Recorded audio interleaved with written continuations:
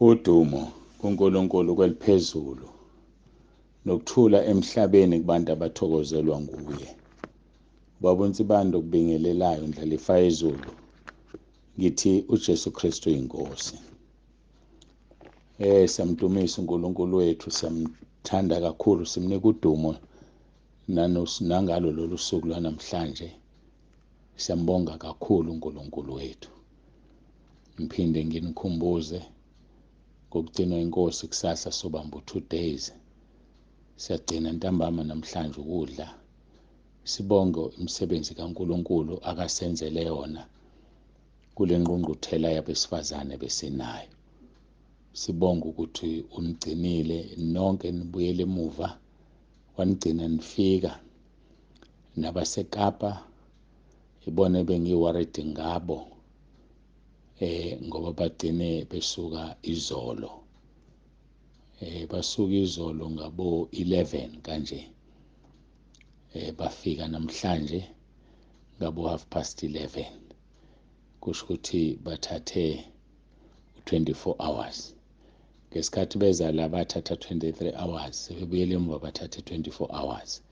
Kukude eKapa, kodwa-ke siyambonga kakhulu uNkulunkulu wethu, siyamdumisa. Liyahamba ivangeli, yilokho nje ngizokutshela khona. Liyahamba ivangeli. Bangibikelile bathi bahlezi balindile. Njengoba bekufika abawu5 la, abasekhaya lezwi besuka endaweni eyodwa bawu14. Kanti bangitshena ukuthi baningi, abanye balinde ukuthi sifike ukuze umsebenzi wasentabeni yendlu kaJehova uqalwe. Siyambonga uNkulunkulu ngoba ivangeli alivinjiwe. Hayi alivinjiwe. Noma bangazama abantu ukulivimba, hayi bangazama ngazo zonke indlela, kodwa icebo likaNkulunkulu alinakuvinjwa. Sho njalo uJobe 42:2. Siyambonga uNkulunkulu kakhulu. Sibeke emkhulekweni leya ndawo yaseCape Town. Sibeke emkhulekweni kakhulu. Bangcwele, siyabonga kakhulu-ke. Masiqhubeke-ke nenkonzo yethu.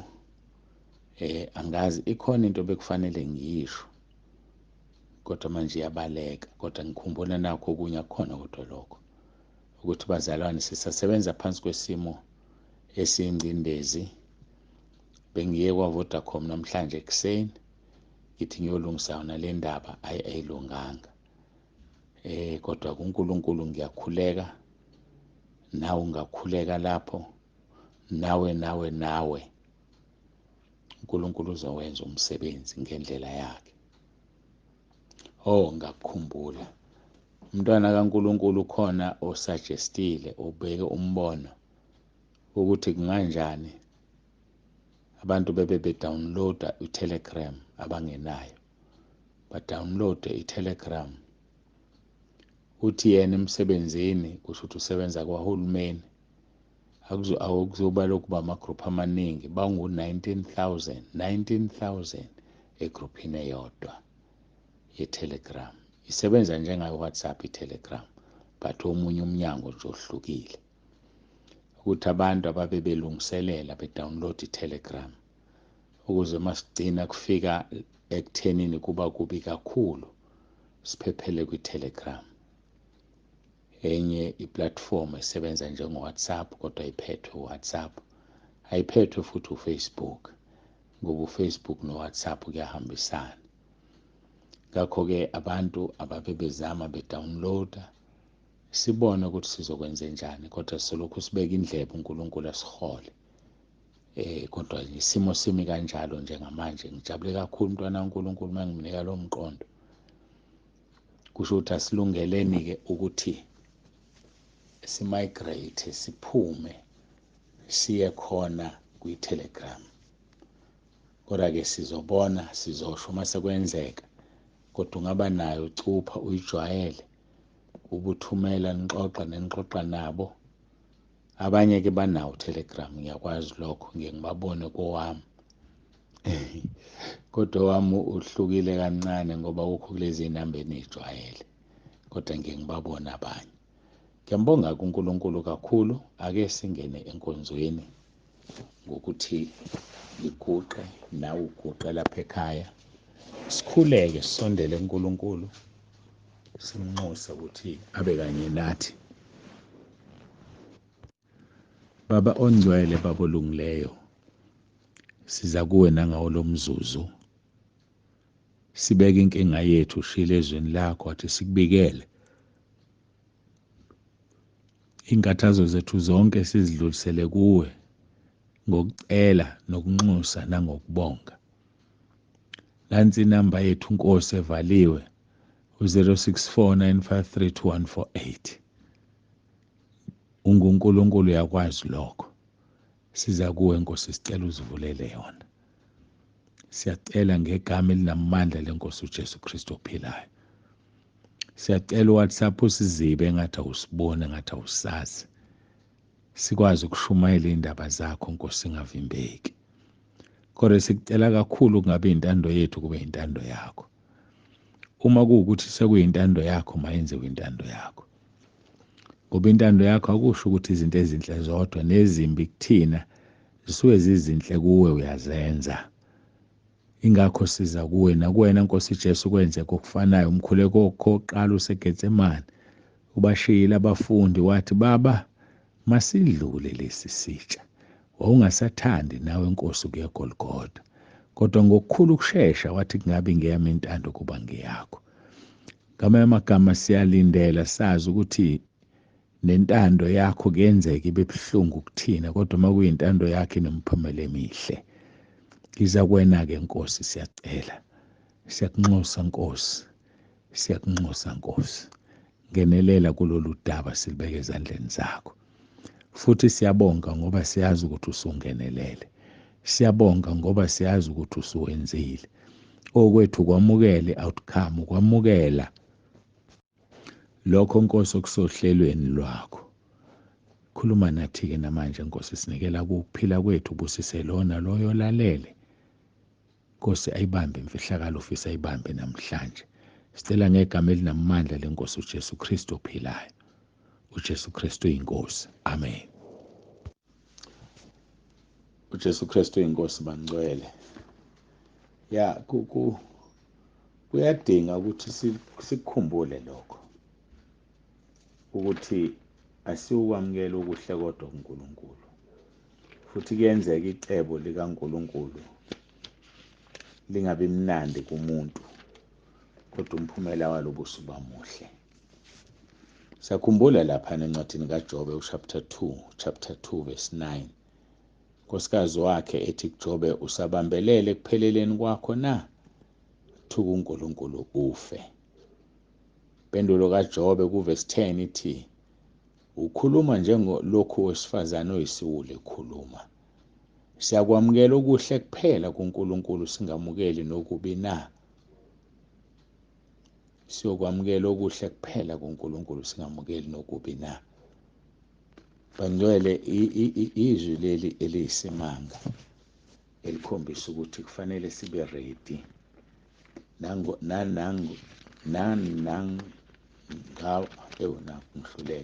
nanoma ngani sibe ready ukuthi uNkulunkulu uyakwenza. Ukhulumile lapha ku-Isaiah 45 into ecishe ifane naleyo.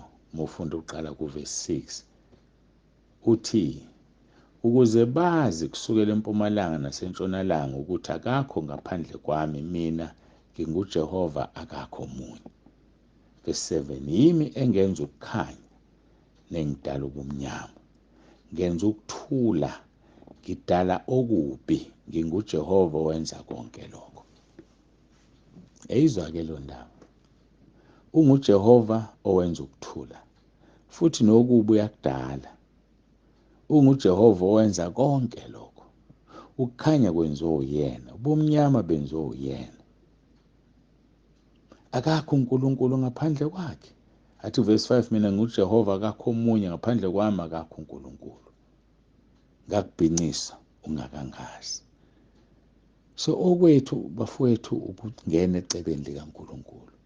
Sithi masicela ngale namba kodwa sithi intando yakho mayenziwe. Kuzosisiza lokho. Hayi angidluleke ngezwini lethu AmaHubo 103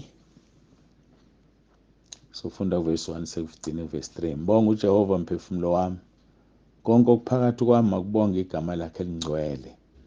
Mbonga uJehova mphefumulo wami, ungakhohlwa imisebenzi yonke yakhe yomusa. Yena othethelela zonke izono zakho, oyelapha zonke izifo zakho. Izolo-ke sigxile kakhulu sikhuluma ngoPetro oqala isahluko 5, sikhuluma ngokuphonsa lapha kuverse 7. Niphonse iy'nkathazo zenu zonke phezu kwakhe ngokuba uyanikhathalela. Sichaze kabanzi ngokuphonsa, saze salapha kuPhilip chapter 4 siqala kuverse 5 and 6. Kodwa ukubekezela kwenu makwaziwa abantu bonke, inkosi eseduze. Iy'celo zenu mazaziwe uNkulunkulu ngokukhuleka, nokunxusa, nokubonga. Sithi sikhuleka, sinxusa, sibonga ukuthi sesikwamukele. Ngakho-ke nayo le nkathazo siphonsa kuyena. Athi kuverse 8 ka1 Peter chapter 5 siqhubeka naye. Qondani nilinde isitha senu Sathane, sihamba njengebhubesi elibhodlayo. Sifuna esingamgwinya. Sikhulumile-ke ngalelo vesi, cabanga ukuthi ngesonto elidlule. Verse 9, melanani naye niqinile ekukholweni, nazi ukuthi zona lezo nhlupheko zehlela abazalwane benu basezweni. Sidinga ukumelana noSathane siqinile ekukholweni. Awukwazi ukumelana noSathane ungaqinanga. Ukuze ukwazi ukumelana noSathane ube uqinile, yiba umuntu ovumile izono. Ngoba ngeke umelane noSathane unezinto zikaSathane ngaphakathi. Uzomelana kanjani noSathane unezinto zakhe? Ngeke ukwazi ukumelana naye. So ukuze umelane naye uqinile ekukholweni, kufanele uvume izono zakho. Kufanele ukhiphe izinto zikaSathane ezikuwena. Ayizikhiphe mntakababa, kuzokusiza lokho. Khipha izinto zesitha ezikuwe ukuze ukwazi ukunqoba. Ngoba uma ungazikhiphile izinto zesitha, mntakababa, awukwazi ukuya phambili, akuzuyeka phambili. Inkosi yethu uJesu-ke yakhuluma ngalesi simo lapha kuJohn chapter 14 verse 30.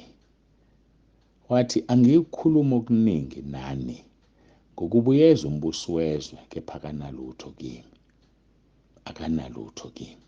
Mntakababa, ngeke ngikhohlise, uma ungazivumile izono nezinto zikaSathane kuwena, ngeke ukwazi ukumnqoba.